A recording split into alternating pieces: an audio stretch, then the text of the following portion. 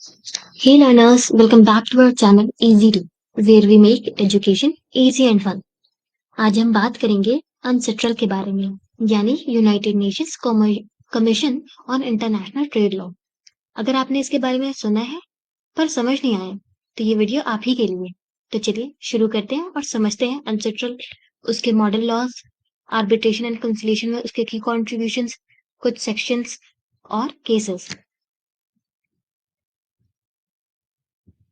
सबसे पहले अनसेट्रल क्या है? 1966 में एस्टैब्लिश हुई अनसेट्रल एक सब्सिडरी बॉडी है यूनाइटेड नेशन जनरल असेंबली की। इसका मेन गोल है इंटरनेशनल ट्रेड लॉ को हार्मोनाइज और यूनिफाई करना। असल में ये कंसिस्टेंट लीगल फ्रेमवर्क बनाने में हेल्प करता है ताकि ग्लोबल कॉमर्स आसान हो सके। ग्लोबल कॉमर्स यानी कि ग्लोबल ट्रेड। अनसेट्रल ये अचीव करता है bye preparing or promoting legislative or non-legislative instruments in various areas of commercial law. इन एरियाज में international sales of goods, dispute resolution, transport, insolvency और इलेक्ट्रॉनिक कॉमर्स की भी बातें शामिल हैं। अब बात कर लेते हैं अनसेट्रल मॉडल लॉ की। अनसेट्रल का एक सिग्निफिकेंट कंट्रीब्यूशन उसका डेवलपमेंट ऑफ मॉडल लॉज है। पर मॉडल लॉ होते क्या हैं?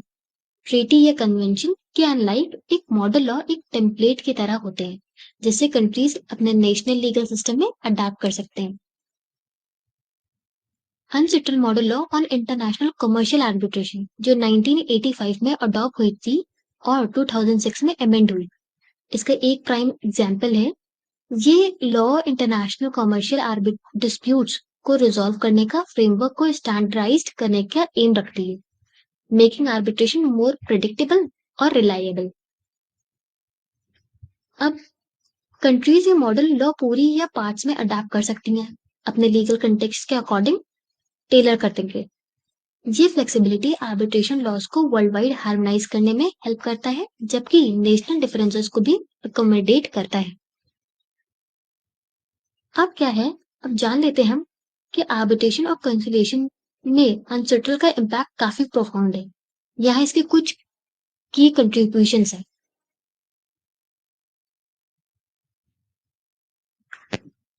सबसे पहला, अनसेटल्ड आर्बिट्रेशन रूल्स 1976 रिवाइज्ड इन 2010। ये रूल्स आर्बिट्रेशन के लिए comprehensive set of procedural guidelines provide करती हैं, जो एडहॉक आर्बिट्रेशन और आर्बिट्रल इंस्टीट्यूशंस दोनों में यूज होती हैं। फिर आता है unsettled model law on international commercial arbitration, जो कि है 1985, अमेंडेड इन 2006। ये लॉ आर्बिट्रेशन प्रोसीडिंग्स को स्टैंडर्डाइज करता है और कई कंट्रीज ने इसे अडेप्ट किया है, जो इंटरनेशनल आर्बिट्रेशन को प्रिडिक्टेबल और एफिशिएंट बनाता है। फिर आता है अनसेटल्ड कंसिलिएशन रूल्स 1980 का। ये rules amicable settlement of disputes through conciliation का फ्रेमवर्क ऑफर करती हैं, पार्टीज को कोर्ट के बाहर अपने इश्यूज रिजॉल्व करने के लिए इनकरेज भी करती है। फिर आता है United Nations convention on international settlement agreements resulting from mediation 2018, जिसे सिंगापुर कन्वेंशन ऑन मीडिएशन भी कहते हैं। ये treaty international mediated settlement agreements को इन्फोर्स करने में फैसिलिटेट करती हैं। मीडिएशन को एक viable dispute resolution method promote करती है। ये इन मॉडल लॉज और रूल्स को प्रोवाइड करके अनसेटल ने इंटरनेशनल ट्रेड लॉ को कोहेरेंट और एक्सेसिबल बनाने में सिग्निफिकेंट कंट्रीब्यूशन दिया। आर्बिट्रेशन और कंसिलिएशन में उसका काम स्मूथ और एफिशिएंट डिस्प्यूट रेजोल्यूशन के लिए जरूरी लीगल इंफ्रास्ट्रक्चर एनहांस कर। इंडिया का आर्बिट्रेशन एंड कंसिलिएशन एक्ट 1996 वो हेविली इन्फ्लुएंस्ड है एनसेट्रल के मॉडल लॉ से, और इंडिया का ये एक्ट 4 पार्ट्स में डिवाइडेड है। पहला पार्ट 1 जो कि बात करता है आर्बिट्रेशन की, दूसरा पार्ट 2 जो कि बात करता है enforcement of certain foreign awards की, थर्ड है कंसिलिएशन से, और फोर्थ है सप्लीमेंट्री प्रोविजंस। तो चलिए इनको एक एक करके पढ़ लेते हैं। सबसे पहले पार्ट 1 आर्बिट्रेशन, इसमें आता है सेक्शन 2 जो कि डिफिनेशंस का क्लॉज है। ये बात करता है, इस सेक्शन में आर्बिट्रेशन से रिलेटेड कुछ इंपॉर्टेंट डिफिनेशंस दिए गए हैं, जैसे कि arbitration, arbitral tribunal, arbitration agreement etcetera. फिर है सेक्शन 7 जो की बात करता है आर्बिट्रेशन अग्रीमेंट की। आर्बिट्रेशन अग्रीमेंट को हम अपनी प्रीवियस वीडियो में एक बार पढ़ चुके हैं, आप चाहें तो उसे जाकर के पढ़ सकते हैं। फिर आता है सेक्शन 11 जो की बात करता है अपॉइंटमेंट ऑफ आर्बिट्रेटर्स की। ये बात करता है कि अगर पार्टीज ने अपने आर्बिट्रेटर को अपॉइंट नहीं कर पाई हैं या फिर नहीं कर पा रहे हैं तो कोर्ट उनकी मदद करता है आर्बिट्रेटर अपॉइंट करने। एक या एक से ज्यादा भी आर्बिट्रेटर्स हो सकते हैं। फिर सेक्शन 16 जो कि बात करता है competence of arbitral tribunal to rule on its jurisdiction. मतलब कि आर्बिट्रल ट्रिब्यूनल को ये पावर होती है कि वो अपने जुरिसडिक्शन या फिर अथॉरिटी के बारे में खुद डिसाइड कर सकती हैं। मतलब वो डिसाइड कर सकती हैं कि क्या उसके पास ये केस सुनने का अधिकार है भी या नहीं। फिर सेक्शन 34 जो कि बात करता है application for setting aside arbitral award. अगर किसी पार्टी को लगता है कि आर्बिट्रल अवार्ड या फिर डिसीजन जो है वो गलत है या फिर अनफेयर है तो वो कोर्ट में जाके इसे सेट असाइड मतलब कि कैंसिल करने की एप्लीकेशन दे सकते हैं। इसके लिए कुछ स्पेसिफिक ग्राउंड्स दिए गए हैं जैसे कि आर्बिट्रेशन की इम्पार्शियलिटी पे क्वेश्चन, अवार्ड का इलीगल होना एक्सेट्रा एक्सेट्रा। फिर है सेक्शन 37 जो कि बात करता है अपीलेबल ऑर्डर्स की। कुछ स्पेसिफिक ऑर्डर्स को अपील भी किया जा सकता है हायर कोर्ट में, जैसे कि आर्बिट्रल ट्रिब्यूनल के जुरिसडिक्शन से रिलेटेड ऑर्डर्स, इंटरिम मेजर से रिलेटेड ऑर्डर्स एक्सेट्रा। हम आ जाते हैं अपने पार्ट 2 जो कि बात करता है इस enforcement of certain foreign awards. सबसे पहले सेक्शन 44 जो कि बात करता है डेफिनेशन की। ये सेक्शन एक्सप्लेन करता है कि फॉरेन अवार्ड्स होते क्या हैं अंडर न्यूयॉर्क कन्वेंशन। बेसिकली ये वो अवार्ड्स हैं जो इंडिया के बाहर दिए गए हैं और जिन्हें इंडिया में इन्फोर्स किया जा सकता है। फिर आता है सेक्शन 45 जो बात करता है power of judicial authority to refer parties to arbitration. अगर कोई केस कोर्ट में आता है और उसमें आर्बिट्रेशन एग्रीमेंट होता है तो कोर्ट पार्टीज को आर्बिट्रेशन के लिए रेफर कर सकते हैं इंस्टेड ऑफ कोर्ट के प्रोसीडिंग्स के। फिर आता है सेक्शन 46 जो कि बात करता है व्हेन फॉरेन अवार्ड्स बाइंडिंग, मतलब फॉरेन अवार्ड्स कब बाइंडिंग हो जाएंगे। ये बात करता है फॉरेन अवार्ड्स तब बाइंडिंग और इन्फोर्सिबल होंगे जब वो न्यूयॉर्क कन्वेंशन के प्रोविजंस के अकॉर्डिंग होता है और उससे कॉम्पिटेंट अथॉरिटी ने वैलिड डिसाइड भी किया हो। फिर सेक्शन 47 बात करते हैं एविडेंस की। फॉरेन अवार्ड्स को इन्फोर्स करने के लिए कुछ स्पेसिफिक एविडेंस कोर्ट को दिखाने पड़ते हैं जैसे award, arbitration, etc.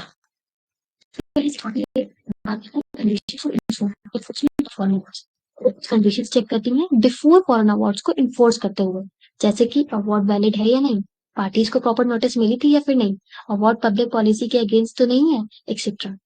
फिर आता है सेक्शन 49 जो कि बात करता है इन्फोर्समेंट ऑफ फॉरेन अवार्ड्स की।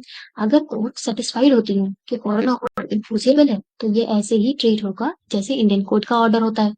फिर सेक्शन 50 बात करता है अपीलेबल ऑर्डर्स की। ये सेक्शन बताता है कि कौन से ऑर्डर्स को अपील किया जा सकता है फॉरेन अवार्ड्स के कॉन्टेक्स्ट में। फिर आता है सेक्शन 51 जो कि बात करता है सेविंग की। मतलब ये सेक्शन क्लैरिफाई करता है कि फॉरेन अवार्ड्स का इन्फोर्समेंट इंडिया लॉ के एग्जिस्टिंग रूल्स को इफेक्ट नहीं करेगा। फिर आएगा सेक्शन 52 जो कि बात करता है कि ये चैप्टर उन अवार्ड्स पे अप्लाई नहीं होगा जो नॉन कमर्शियल डिस्प्यूट से रिलेटेड है। मतलब ये सेक्शन ये कहता है कि सारे सेक्शन सिर्फ उन्हीं डिस्प्यूट पे अप्लाई होगा जो कि कमर्शियल के हों। फिर सेक्शन 53 आता है जो सेक्शन 53 बात करता है डेफिनेशन की। ये सेक्शन जनरल के अंदर फॉरेन अवार्ड्स को डिफाइन करते हैं। जो हमने स्टार्टिंग के सेक्शन पढ़े थे वो सारे चीज रिलेटेड है और आप जो पढ़ेंगे वो सारे जिनका कन्वेंशन से रिलेटेड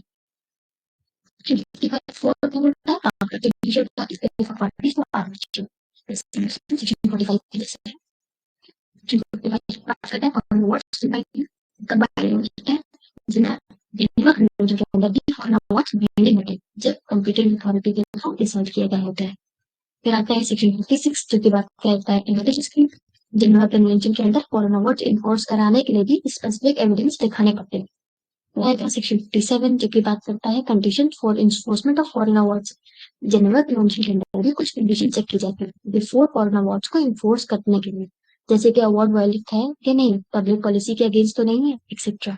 फिर सेक्शन 58 आता है वो बात करता है इन्फोर्समेंट ऑफ फॉरेन अवार्ड्स की। जिनेवा कन्वेंशन के अवार्ड्स भी अगर कोर्ट सेटिस्फाइड होती है तो इंडियन कोर्ट के ऑर्डर्स की तरफ इन्फोर्सेबल होते हैं। फिर सेक्शन 59 जो की बात करता है अपीलेबल ऑर्डर्स की। जेनेवा कन्वेंशन के कॉन्टेक्स्ट में भी स्पेसिफिक ऑर्डर्स को अपील किया जा सकता है। फिर लास्टली सेक्शन 60 जो को बात है 67 की। ये बात करता है जेनेवा कन्वेंशन के अवार्ड्स को इन्फोर्समेंट इंडियन लॉ के एग्जिस्टिंग रूल्स को अफेक्ट नहीं करेंगे। मतलब कि जो जेनेवा कन्वेंशन के अंदर अवार्ड बनाए गए हैं उसका इन्फोर्समेंट इंडियन लॉ को अफेक्ट नहीं करेंगे। फिर लास्ट आता है पार्ट 3 कंसिलिएशन। इसमें सेक्शन 61 पहला जो कि बात करता है एप्लीकेशन एंड स्कोप की। ये सेक्शन कंसिलिएशन के प्रोसेस को एक्सप्लेन करता है और बताता है कि ये एक्ट का पार्ट किन केसेस पर अप्लाई होगा और किन किन पर नहीं होगा। ये सेक्शन 73 बात करता है सेटलमेंट एग्रीमेंट की। कंसिलिएशन प्रोसेस में अगर पार्टीज एक एग्रीमेंट पे पहुंचती हैं तो उससे सेटलमेंट एग्रीमेंट कहते हैं। ये एग्रीमेंट बाइंडिंग होता है और इन्फोर्सेबल होता है जैसे कि एक कोर्ट का डिग्री। सेक्शन 74 कॉन्फिडेंशियलिटी की बात करता है। कॉन्सिलिएशन प्रोसेस में जो भी डिस्कशन और डॉक्यूमेंट्स होते हैं वो कॉन्फिडेंशियल होते हैं। पार्टी ये कंसिलिएशन इन्हें डिस्क्लोज नहीं कर सकते हैं बिना परमिशन के। अब बात कर लेते हैं कुछ एलिमेंट केसेस की। सबसे पहले है कंपनी वर्सेस केसर एल्यूमिनियम टेक्निकल सर्विसेज इनकॉर्पोरेटेड मतलब कि बाल्को 2012 का। इसका बैकग्राउंड है कि ये केस इंटरनेशनल कमर्शियल आर्बिट्रेशन में पार्ट 1 की एप्लीकेबिलिटी को रिडिफाइन किया। सुप्रीम कोर्ट ने कहा कि पार्ट 1 सिर्फ इंडिया में होने वाली आर्बिट्रेशन पर अप्लाई होता है। इसका मतलब है कि इंडियन कोर्ट्स फॉरेन सीटेड आर्बिट्रेशंस में इंटरवीन नहीं कर सकते हैं। फिर डिसीजन से फॉरेन सीटेड आर्बिट्रेशंस में जुडिशियल इंटरवेंशन कम हो गया जो अनसेटल के प्रिंसिपल के साथ अलाइन करता है। दूसरा केस है Bharatiya International versus Bulk Trading SA 2002 का केस। इसका बैकग्राउंड ये था कि जो बाल्को केस से पहले ये केस डिस्कस करता है। बाल्को केस से पहले ये केस डिस्कस करता है कि पार्ट 1 इंटरनेशनल कमर्शियल आर्बिट्रेशन जो इंडिया के बाहर होती है उन पे अप्लाई होता है या फिर नहीं। सुप्रीम कोर्ट ने कहा कि पार्ट 1 अप्लाई होगा जब तक पार्टीज एक्सप्रेसली या इम्प्लाइडली एक्सक्लूड ना करें। इस डिसीजन से फॉरेन सीटेड आर्बिट्रेशन में एक्सटेंसिव जुडिशियल इंटरवेंशन होती थी जो बाद में बाल्को जजमेंट के थ्रू करेक्ट की गई थी। अब आता है venture global engineering versus sector computer services limited 2008 का केस। इसका बैकग्राउंड ये था कि इस केस में फॉरेन अवार्ड्स के इन्फोर्समेंट और एक्ट के अंडर जुडिशियल इंटरवेंशन के एक्सटेंड से रिलेटेड थी सारी बातें। सुप्रीम कोर्ट ने पब्लिक पॉलिसी ग्राउंड पर फॉरेन अवार्ड को सेट असाइड करने की परमिशन दे दी भारतीय इंटरनेशनल केस के प्रिंसिपल को फॉलो करते हुए।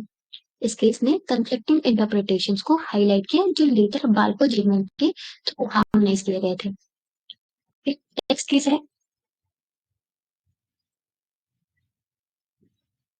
एनटीपीसी वर्सेस सिंगर कंपनी 1992 का। इसमें ये केस सीट ऑफ आर्बिट्रेशन और इंडियन आर्बिट्रेशन एक्ट के एप्लीकेबिलिटी से रिलेटेड था। सुप्रीम कोर्ट ने अनसेटल्ड मॉडल लॉ के प्रिंसिपल्स अप्लाई करते हुए डिसाइड किया कि आर्बिट्रेशन प्रोसेस को procedure law of the place of arbitration govern करता है।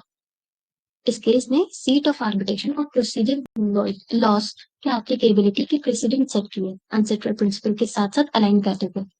फिर है central trade minerals limited incorporated versus Hindustan copper limited 2017 case. ये केस एक 2 टीयर आर्बिट्रेशन क्लॉज की वैलिडिटी से रिलेटेड था जहां से पहले आर्बिट्रेशन इंडिया में और दूसरा लंदन में होता है।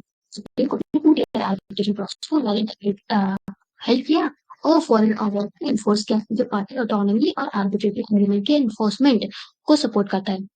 इस डिसीजन ने इंडियन कोर्ट के वो आर्बिट्रेशन स्टांस को रेनफोर्स किया और इंटरनेशनल आर्बिट्रेशन नॉर्म्स के साथ अलाइन दिखाया। लास्ट हमारा केस आता है हुआ state Lawson limited versus Jindal exports limited 2011 का केस। ये केस फॉरेन अवार्ड्स के एनफोर्समेंट के प्रोसेस से रिलेटेड था। ने कहा कि फॉरेन अवार्ड की कोशिश पाया जाता है उससे एक इंडियन कोर्ट की तरह एक्सक्लूड किया जाता है। इस इस जजमेंट में फॉरेन अवार्ड्स के एनफोर्समेंट प्रोसेस को सिम्प्लीफाई किया इंडिया में और अनसेक्रेटरी प्रिंसिपल के साथ अलाइन करता है। ये केसेस दिखाते हैं कि इंडियन जुडिशरी का आर्बिट्रेशन के ट्रिब्यूनल्स कैसे इन्वॉल्व हो रहा है और कैसे वो इंटरनेशनल स्टैंडर्ड्स को फॉलो करने की कोशिश कर रहे हैं जैसे इंडिया में आर्बिट्रेशन फ्रेंडली एनवायरनमेंट प्रमोट करता है।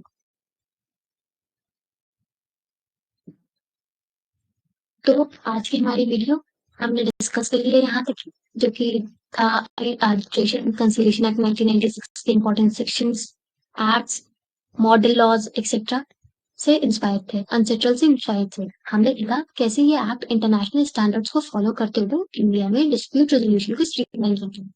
हम होप करते हैं कि इस वीडियो से आपको बेटर अंडरस्टैंडिंग मिली होगी। हमने आपके लिए एक माइंड मैप भी क्रिएट किया है, जो आप इस वीडियो के की पॉइंट्स को समराइज कर रहे हैं। आप इस माइंड मैप को अपने पास में रखें, ताकि आप इतने इंपॉर्टेंट पॉइंट्स को इजीली रिकॉल कर सकें। इससे आपके रिवीजन और फ्यूचर रेफरेंसेस में काफी हेल्प मिलेगी। लास्टली, अगर आपको ये वीडियो हेल्पफुल लगी हो, लाइक जरूर करें और सब्सक्राइब करना मत भूलें, और बेल आइकन को दबाएं नेक्स्ट वीडियो के इंस्टेंट में। अगर आपके कोई क्वेश्चन हो या कोई टॉपिक है जो आप चाहते हैं कि हम कवर करें, तो कमेंट में लिख के जरूर बताएं। Thanks for watching and we will see you in the next time.